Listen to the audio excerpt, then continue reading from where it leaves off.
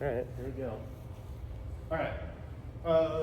Pyruvate, most of the time it's going to go to acetyl-CoA because acyl acetate is regenerated in one cycle of the TCA cycle, right? That's why Dale gets his panties in a bunch whenever you call it a TCA cycle. He's like, well, actually, it's acyl acetate, like it's, whatever. Okay. Acetyl-CoA. Acetyl-CoA goes through the PDH complex, or pyruvate dehydrogenase complex, which is made up of 3 enzymes, which include 5 separate cofactors. I don't recall if you guys have to know all 3 names of the enzymes or the 5 cofactors, but it should be present on the Biochem Bible if you're looking at it. You want to know? Huh? No, I don't think you should. No, I said, did you want them or no? Oh. Okay. Something we definitely need to change pyruvate into acetyl-CoA is a CoA. CoA is made from what vitamin? Okay. Do you not have to know that? You guys know that? I don't think so. B2? I think it's pantothenic acid, whichever one that one is. What the fuck is that? I think that's B5. And B2 is riboflavin. For yeah. Niacin is Niacin. I think. Okay, whatever. Don't worry about it. If you guys didn't hear it from Dale himself, then don't give a shit. I think he only said worry about like the blue and red text. The blue and red? Oh yeah, that's important. I'm pretty sure he said. Yeah, you said focus on that? Yeah, focus on the blue. Okay, so it's your So then pH you probably complex. need to look at Something important to note here is that acetyl-CoA is the product, but it's also the allosteric inhibitor of itself. So when you have a shit ton of acetyl-CoA, it inhibits the formation of more of itself. Also NADH, which is just a high energy carrier, and ATP, which is just our high energy currency. And I'd like you all to remember that these are all concentrations of, not necessarily one thing, because they are allosteric. So it's based off concentration rather than covalent, which is based off permanent bonds.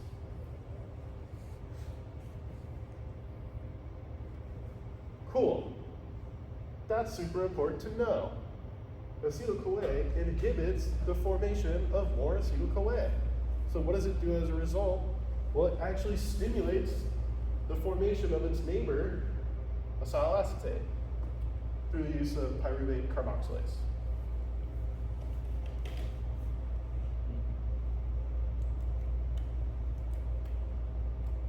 And where is this taking place in the cell?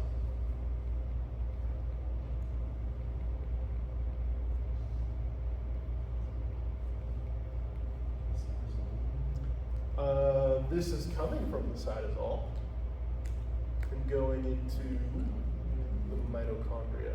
Yeah, cool. That's also an important thing to know, right? It's mitochondrial chemistry. The second half of that is the concentration stuff, right? So if you remember going through the enzymes, it was like, if it's in the right environment, if it has enough substrate, the number of copies, so on and so forth. This is all compartmentalization. So you're putting all of it in a very small area for the chemistry to react very quickly. Cool. TCA cycle starts and ends with OAA. Of course he wrote that. There it is, right? What is this? An acetyl-CoA, yeah. This is an acyl acetate. So acetyl-CoA and acyl acetate come together to form one citrate. One citrate is technically equivalent to one pyruvate, right? Sorry, 2 pyruvates. Well, sorry. Which also means 1 glucose. So 1 citrate is 1 glucose. 1 citrate is 2 pyruvates. 2 pyruvates is 1 glucose. Right? That's kind of what's going on here. So citrate, whoa, you wrote a lot. Citrate inhibits the form of itself and shares isocitrate. Isocitrate is what? yeah, it's basically like an. Whoa, why is it so weird? Oh, it is. It's an isomer. Yeah. So that's important to know. From citrate to isocitrate, is it reversible or irreversible? Very reversible. Why?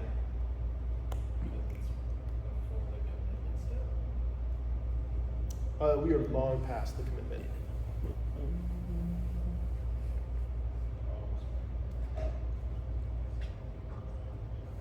We're For not those really. parts. What's up? I don't know for that. This? Yeah, I don't know, maybe. So it can inhibit PFK? Later. Oh, okay, never mind. Isocitrate and citrate are isomers of each other, and that makes it reversible as opposed to irreversible, because we're not breaking any bonds that we can't easily put back together. So that's why it's reversible. Yeah. So for an example, a carbon to carbon bond, you will never easily put back together. The second you break that thing, it's done. But like an oxygen hydrogen bond, like, oh, okay, whatever, it's gonna snap back on, it's gonna leave, it's gonna do whatever the hell it wants all the time. That's kind of the idea here. Cool. This is showing that isocitrate is like preferred almost. Like for one isocitrate, there's 11 citrates, right? You see what I'm saying? Yeah. So when my next step, we're gonna go to the next one and then come back because this is gonna kind of show what's going on. My next step is isocitrate dehydrogenase, which is changing isocitrate to alpha-ketoglutarate. What's the difference between isocitrate and alpha-ketoglutarate?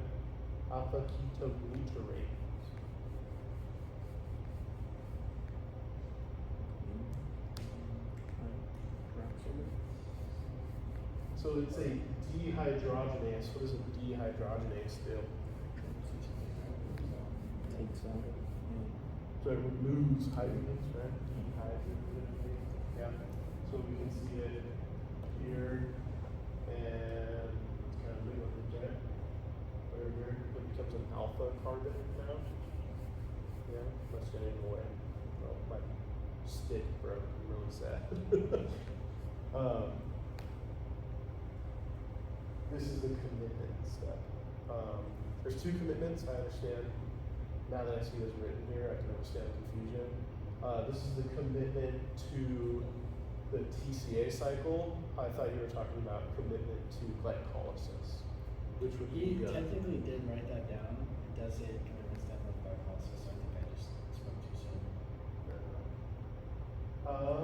Okay. We're making NADH from NAD plus, right? Which is a really big deal because one NAD plus is, take it with a grain of salt because every professor says something different. 1.5 to 2.5 ATPs per. Okay, everyone says something else.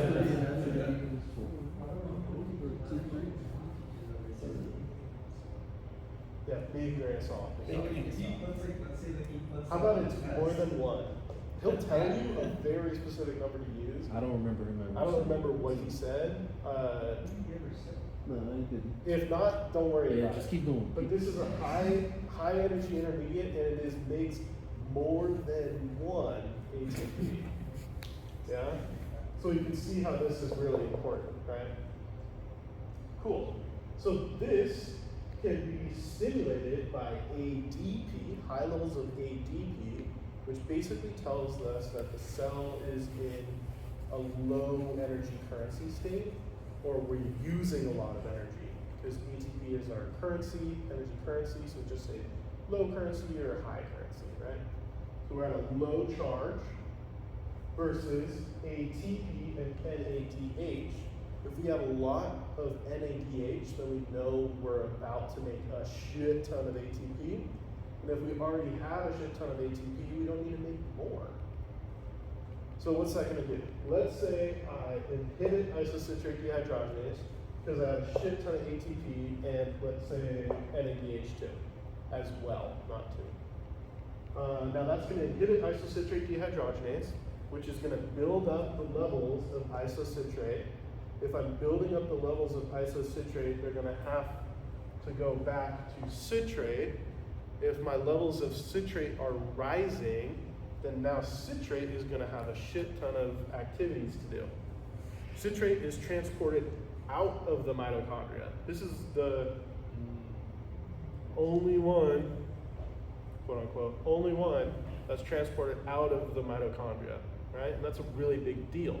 Citrate goes all the way back to what's that, step 3, something of the sort, to inhibit phosphofructokinase-1. It's also used for fatty acid synthesis and some other stuff too. But this is really important to notice. This gives us a really quick and reliable connection between the energy in the cell, specifically the mitochondria, which is where we're making it, to the supply all the way at the top to tell them, hey, we're good. Like, we're good. We don't need no more. So only when there's an excess ATP and there's backflow going back to citrate is when it'll inhibit PFK1. Correct.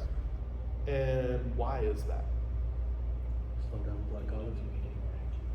Yeah, so how does it work, right? These are all allosteric. So we're just building up concentrations. The higher the concentration of citrate, the more it's going to leave the mitochondria. The more citrate that leaves the mitochondria, the more it's going to build up in the cytosol. The more it builds up in the cytosol, the more it inhibits PFK-1. The more it inhibits PFK-1, you stop making going down. That's because it's like blocking binding sites or something like that, or do we not really need to know? Like So it's an allosteric inhibitor, so it doesn't block the binding sites. It blocks in the allosteric site, which is just anything that's not the binding site. The way that works is it can either change the shape of the binding site, like if you put it outside it can change it, or it just kind of raises the energy required for the reaction to take place. Cool. Does that make sense? Yeah, a lot. Everyone's kind of chilling on that. It's really important that we kind of recognize that this is a end point, in a way, back to our main start point. So we're skipping, going through oxaloacetate and acetyl-CoA up to pyruvate and then all the way back up, right? We're literally skipping everything in between to make sure that we go all the way back to the start and get an accurate read of what's going on and what we really need. Because the second we go into glycolysis, you're stuck in glycolysis, man. Like you ain't getting out of that. Cool, let's head down here. AKG can change into glutamine. Yeah. For transamination with the addition of an amine or ammonia. Why would we want to put ammonia on the AKG, the alpha glutamate? Recycle, yeah, that's the one. So we're getting rid of this free ammonia. Don't worry about that, that's fine. Alpha-glutamate dehydrogenase complex, another free enzyme 5 cofactor complex.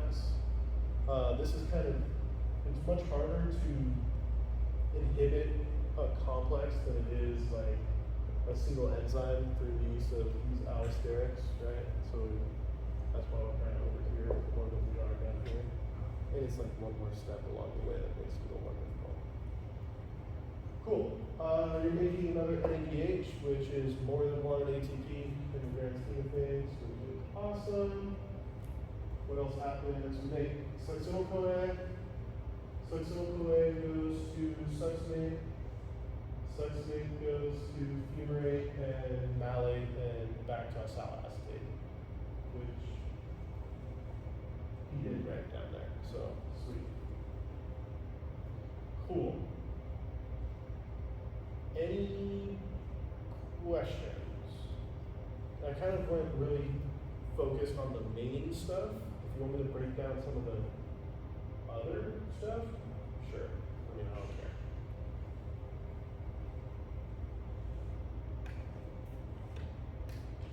How important is it to study a little bit in S valence orbitals or large DOS or more as about 60% strain?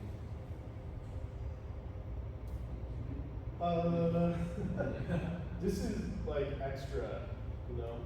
He's saying that the S valence orbitals are large, so the overlap with the double bonded carbon is the oxygen is weak. Do you know what that means? Do you know what orbitals are? Yeah.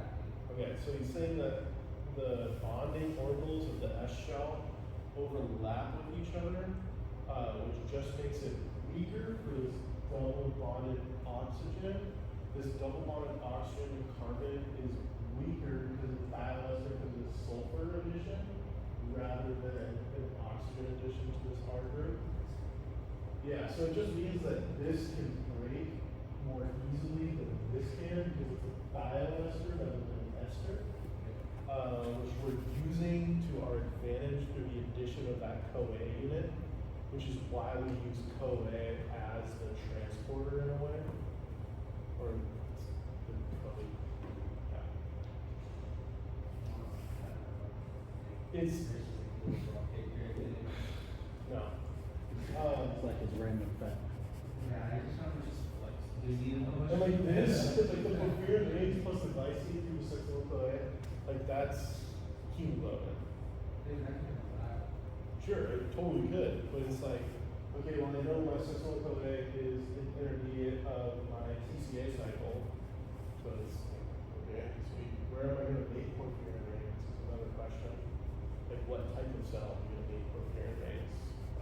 When is the time that I would make porphyrin rings? Like, it's all about during which high concentrations of stuff am I going to inhibit versus stimulate this formation or synthesis of the porphyrin rings with the glycine. Where am I going to get my glycine from? Is it coming from my collagen, the triple alpha helices?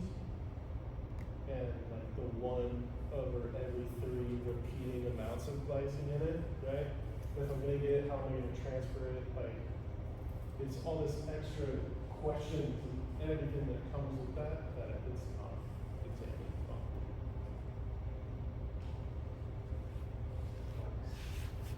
I know. Showing he got a big brain. He wants you to like see the intertwinedness of all of it. It's how it's all knitted together, which in the grand scheme of things is like, whoa, like, what the hell did you just do, man?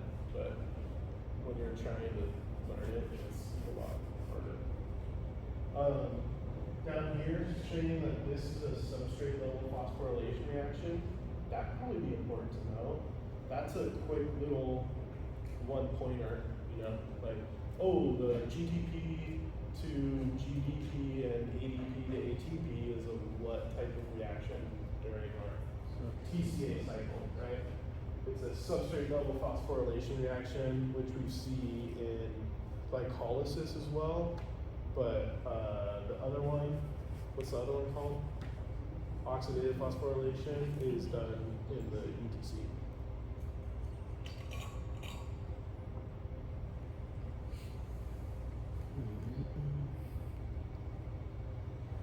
And we like also ask if you like what complex would NADH go into and what complex would NADH to. Oh, for that stuff? Is that even on here? This is succinate goes into complex to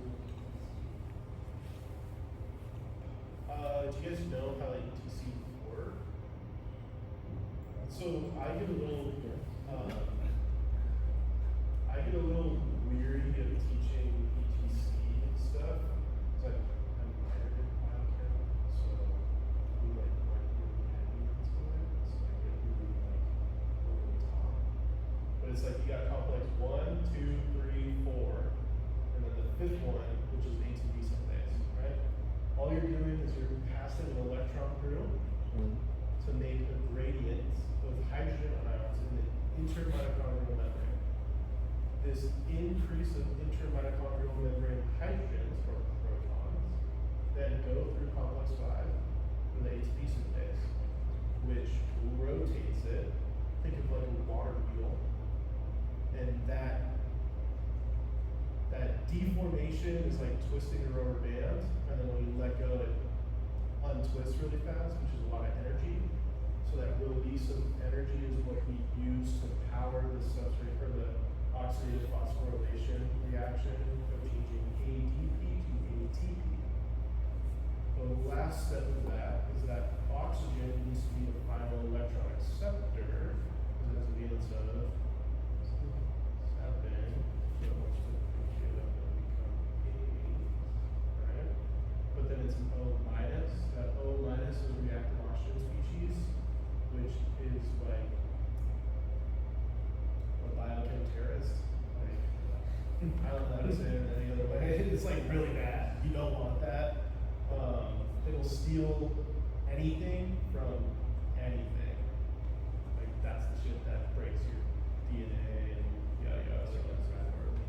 What's up? Yeah, free radicals. It's the same thing. Free radical. There's a ton of particles. Yeah, reactive oxygen species. There's a ton of descriptions, AKAs. That's kind of the main point behind that. And then the difference between NAD and FAD is that they interact with different complexes. NAD interacts with all of them, while FAD does not. Typically complex 2. Yeah.